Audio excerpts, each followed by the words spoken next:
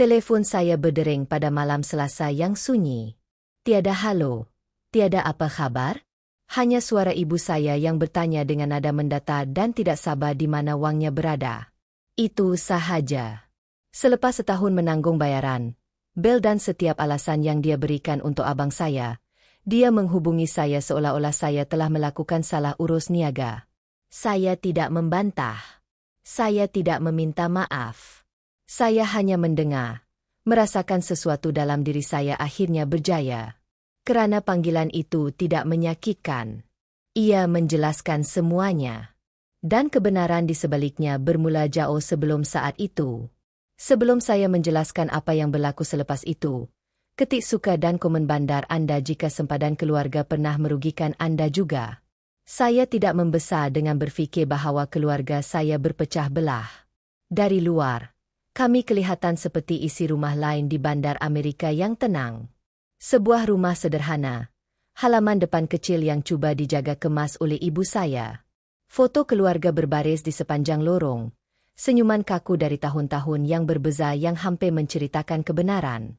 Zaman kanak-kanak saya yang sebenar berakhir pada pagi ayah saya meninggal dunia. Saya berumur 6 tahun.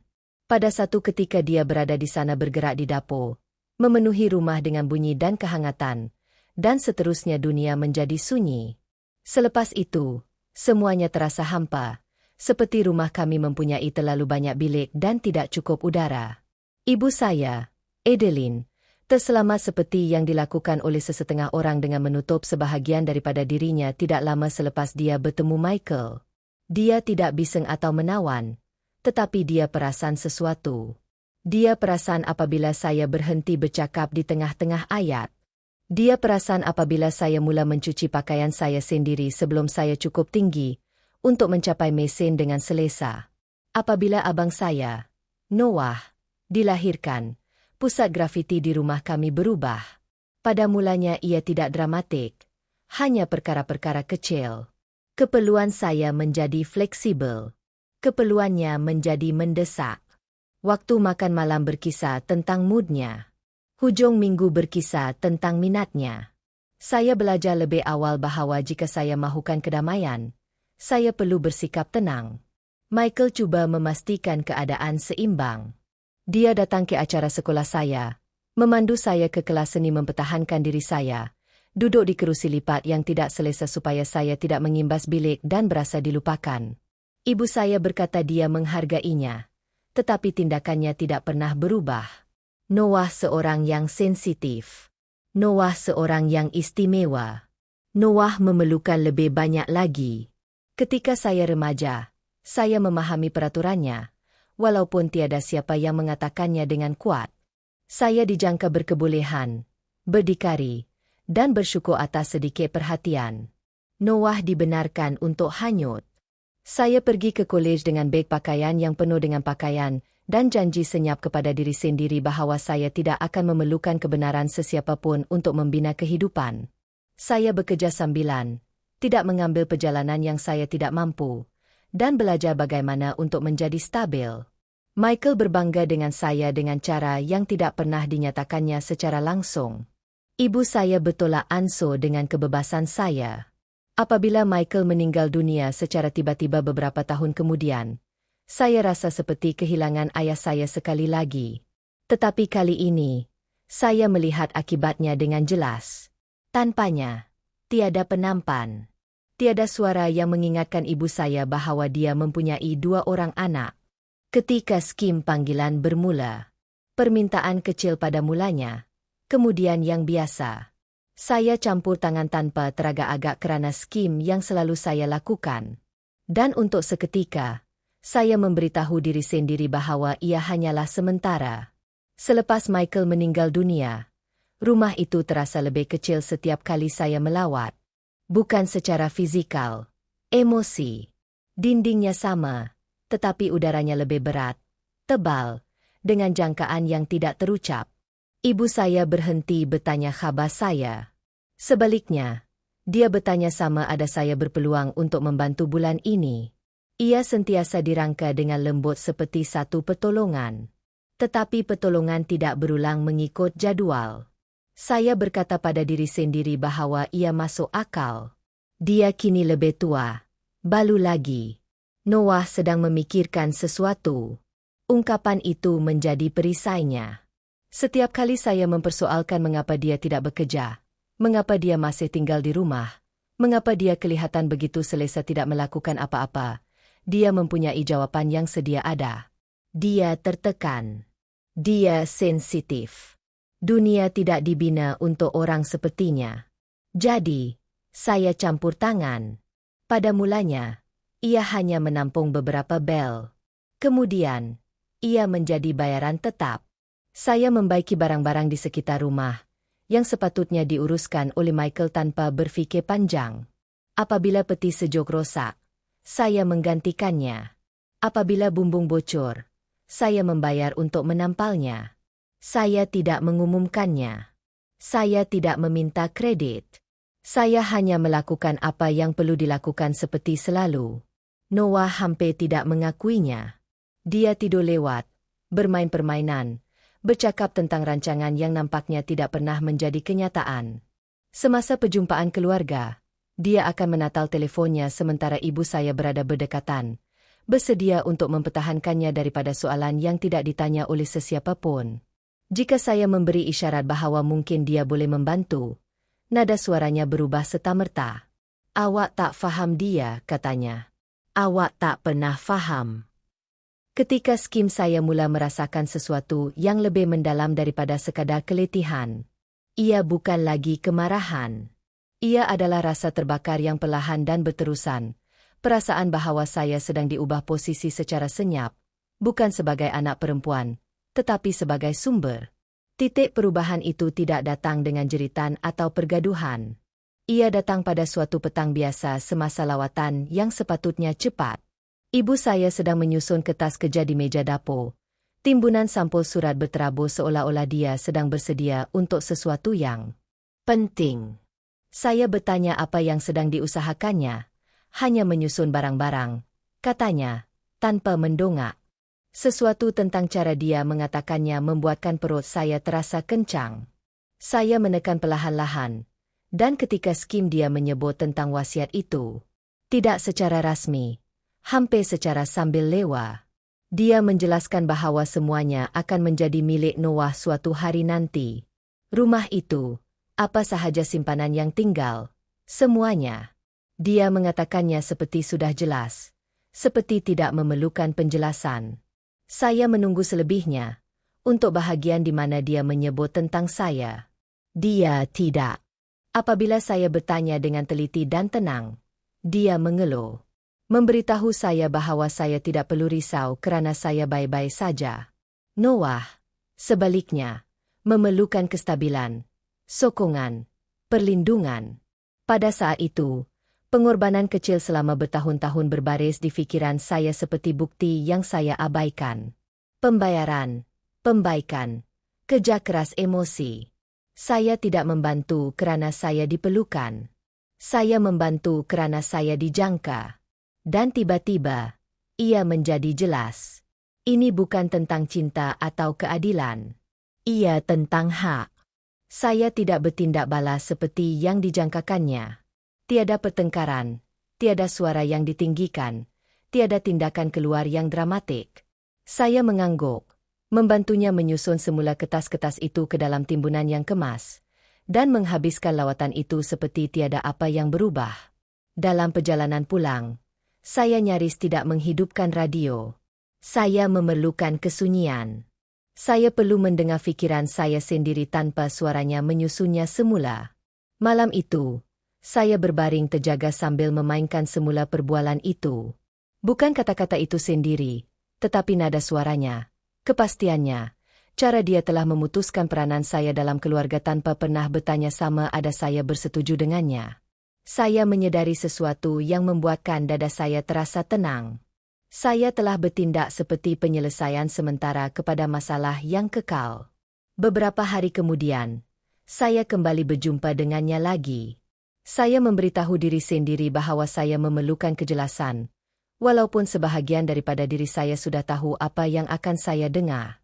Kami duduk di meja dapur, Meja yang sama tempat saya membuat kerja rumah semasa kecil semasa dia melayang di atas Noah. Saya bertanya terus kepadanya kali ini jika dia benar-benar percaya menyerahkan segala-galanya kepadanya adalah adil. Dia tidak teragak-agak. Awak lebih kuat, katanya. Awak memang begitu sejak dulu. Awak akan baik-baik saja. Saya bertanya kepadanya sama ada dia faham maksudnya, bahawa saya telah membayar bel, menanggung kos, campur tangan setiap kali ada sesuatu yang rosak atau tidak kena. Dia mengabaikannya seolah-olah saya menyenaraikan kerja rumah dan bukannya pengorbanan. Itu berbeza, katanya. Awak memilih untuk membantu. Skim saat sesuatu runtuh dalam diri saya. Bukan kuat, bukan ganas, hanya perubahan dalaman yang senyap, seperti pancaran sokongan yang akhirnya hilang selepas bertahun-tahun tekanan. Saya bertanya kepadanya soalan terakhir, sama ada dia menyayangi kami sama. Dia tidak menjawab serta-merta. Apabila dia menjawab, kata-katanya tepat dan tajam. Dia berkata tiada siapa yang lebih memerlukannya. Bahawa cintanya berbeza kerana situasinya berbeza. Dia tidak mengatakan dia kurang menyayangi saya. Dia tidak perlu. Saya pergi tanpa mengucapkan selamat tinggal. Malam itu, saya membuka aplikasi perbankan saya dan merenung pemindahan bulanan yang saya tetapkan selepas Michael meninggal dunia.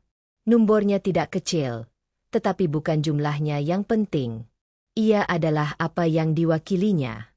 Kebenaran, jangkaan, kawalan. Saya melayang di atas skrin lebih lama daripada yang saya jangkakan. Bukan kerana saya tidak pasti, tetapi kerana saya membiarkan diri saya merasai beratnya keputusan itu. Kemudian saya membatalkannya. Tiada pengumuman, tiada amaran. Saya tidak menghubungi ibu saya atau menghantar mesej kepada abang saya. Saya tidak menjelaskan. Saya hanya berhenti. Kesunyian selepas itu terasa asing, hampir berbahaya, seperti saat selepas Anda melangkah keluar dari landasan yang kukuh. Tetapi di sebalik ketakutan itu ada sesuatu yang lebih stabil, kelegaan. Buat pertama kalinya, saya tidak bertindak balas. Saya memilih. Dan saya tahu mereka tidak akan perasan. Ia mengambil masa tepat 1 bulan, bukan 3 minggu, bukan 6. 30 hari selepas saya membatalkan pembayaran, telefon saya menyala semasa saya sedang menyediakan makan malam. Saya ingat kerana kuali sedang mendesis. Minyak meletup perlahan. Bau bawang putih memenuhi apartmen saya. Buat pertama kalinya dalam tempoh yang lama, saya memasak tanpa tergesa-gesa, tanpa mengira bil yang akan datang seterusnya. Saya hampir tidak menjawab. Nama di skrin tertera di situ seperti cabaran. Saya mengelap tangan saya dengan tuala dan mengangkat telefon. Mana duit saya? Kata ibu saya. Tiada sapaan, tiada jeda, tiada kehangatan.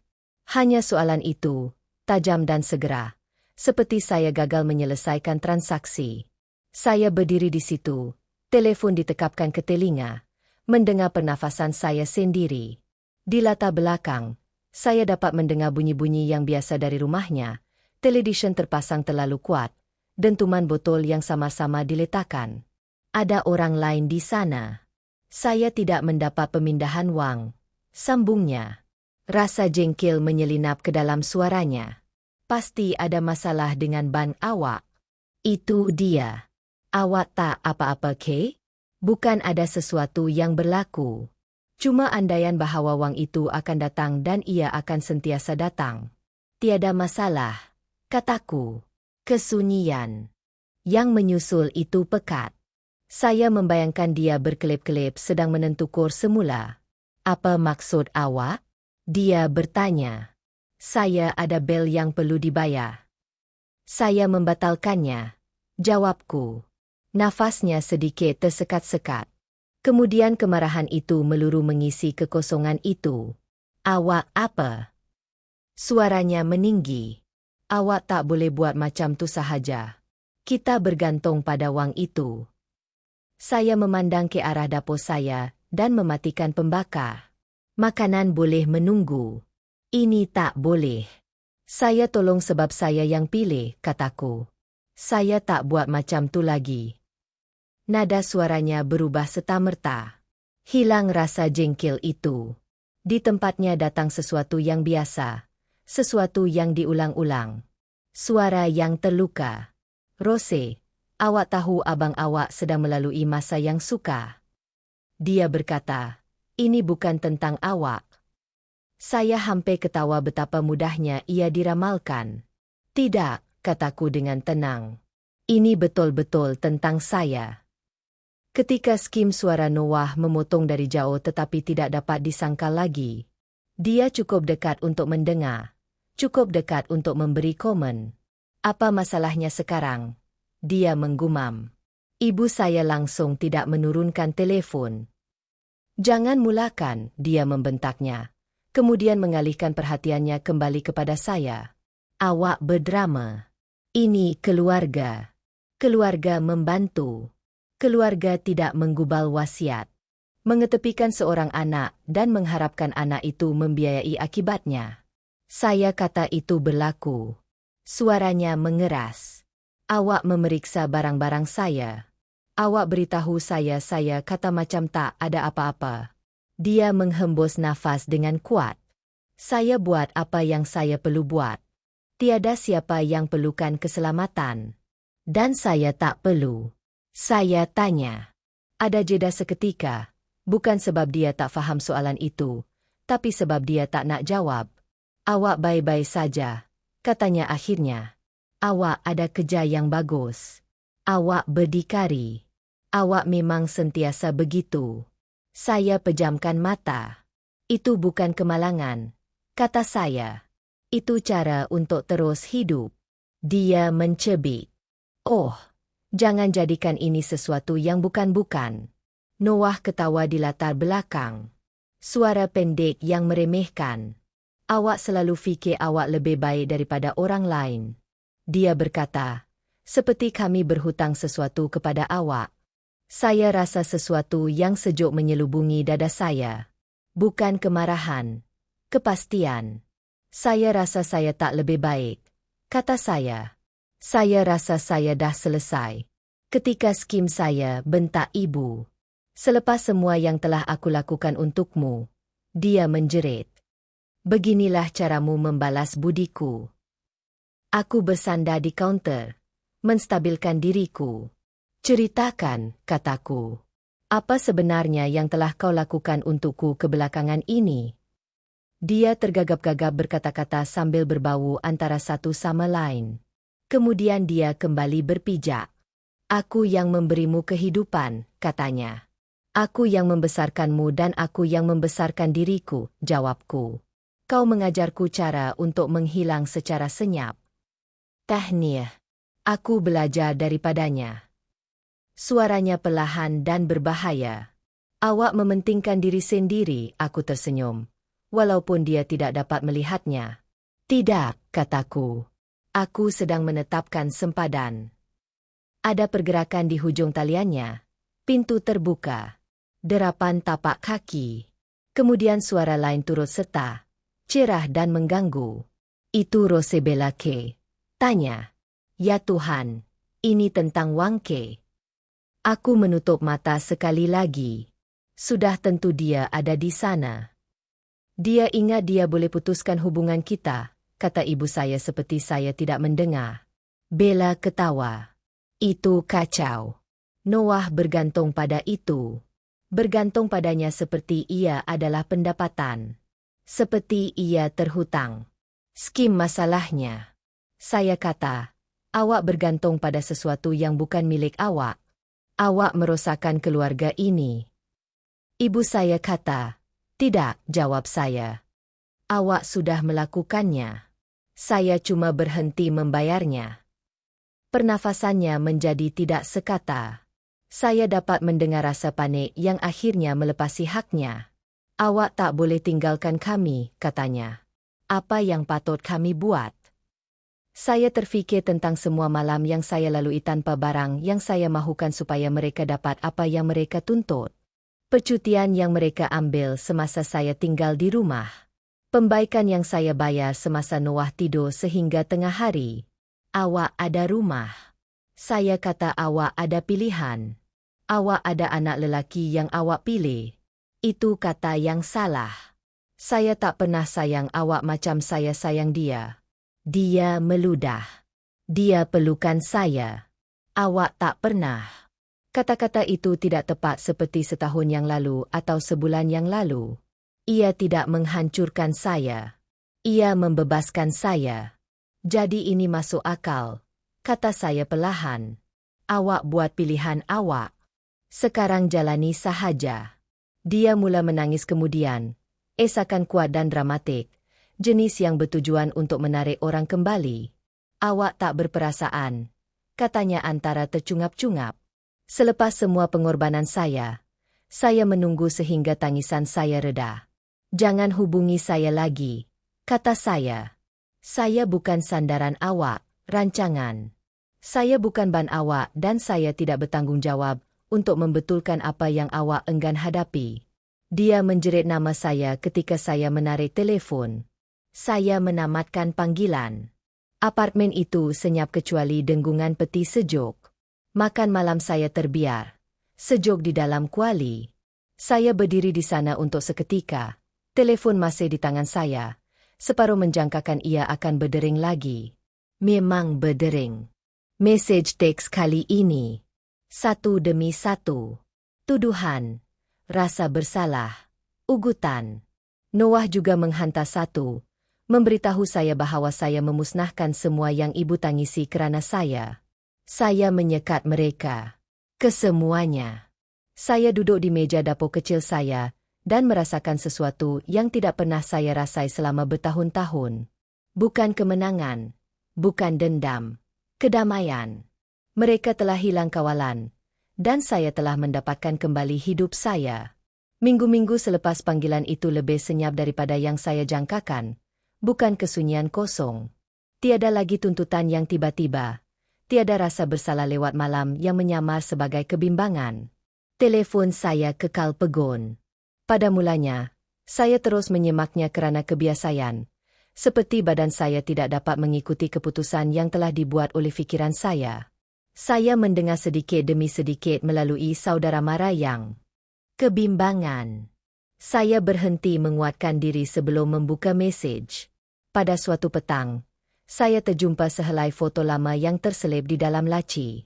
Michael dan saya berdiri di luar rumah itu bertahun-tahun yang lalu. Lengannya merangkul bahu saya. Senyumannya bangga tetapi tenang. Saya menyedari sesuatu ketika itu. Dia tidak melindungi saya supaya saya boleh terus mengorbankan diri. Dia telah melindungi saya supaya saya akhirnya boleh memilih yang lebih baik. Saya tidak lagi rasa bersalah. Rasa bersalah hanya berkesan apabila Anda percaya Anda berhutang seseorang akses kepada hidup Anda. Saya tidak.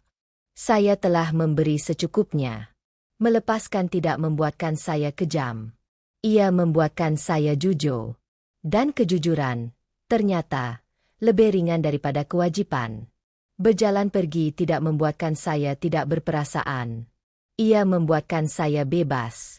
Cinta tidak diukur dengan berapa banyak yang Anda berikan sehingga tiada apa yang tinggal. Dan menetapkan sempadan bukanlah dendam. Ia adalah kelangsungan hidup. Jika cerita ini terasa biasa, Anda tidak lemah. Dan Anda pasti tidak kesorangan. Kadangkala perkara paling berani yang boleh Anda lakukan ialah berhenti membayar harga untuk pilihan orang lain. Jika Anda pernah terpaksa memilih diri sendiri berbanding jangkaan keluarga, kongsikan cerita Anda di ruangan komen. Dan jangan lupa untuk melanggan. Lebih banyak cerita seperti ini.